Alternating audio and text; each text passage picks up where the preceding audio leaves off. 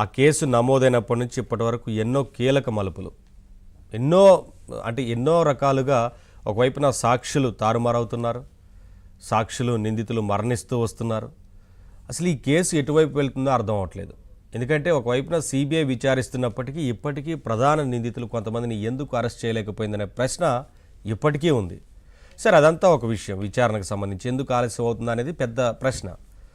తర్వాత వరుసగా సాక్షులు నిందితులు వీరంతా ఎందుకు మరణిస్తున్నారు అనేది ఈ మధ్య చాలా అనుమానాలకు తావిస్తోంది. ప్రధాన సాక్షులు మరణించడం అంటే ఇటీవల వైఎస్ వివేకానందరెడ్డి ఈ హత్య కేసులో ఎవరైతే వారి ఇంటి వాచ్మెన్ రంగన్న మృతి పట్ల కూడా చాలామంది అనుమానాలు రేకెత్తించారు. రీపోస్ట్ మార్టంకి వెళ్ళారు.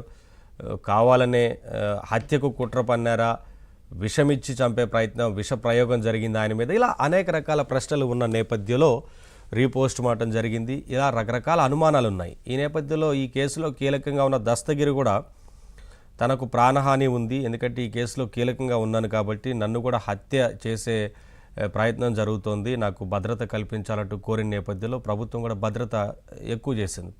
భద్రతని కల్పించారు. అంటే ఇలా ఎన్నో మలుపులు తిరుగుతూ ఉంది. ఈ కేసుకు సంబంధించి అనేక ప్రశ్నలు ఉన్నాయి. వీటన్నిటికి సంబంధించి వాళ్ళ డిబేట్లో మాట్లాడదాం. డిబేట్లో పాల్గొంటున్నారు కాసరగడ నాగార్జున గారు, కాంగ్రెస్ అధికార ప్రతినిధి, అలాగే ముప్పాల సుబ్బారావు గారు, సీనియర్ అడ్వకేటు, రాజకీయ సామాజిక విశ్లేషకులు, అలాగే శ్రీనివాస్ చౌదరి గారు, టీడీపీ అధికార ప్రతినిధి. అందరికీ నమస్కారం అండి, వెల్కమ్. ముందుగా సుబ్బారావు గారు,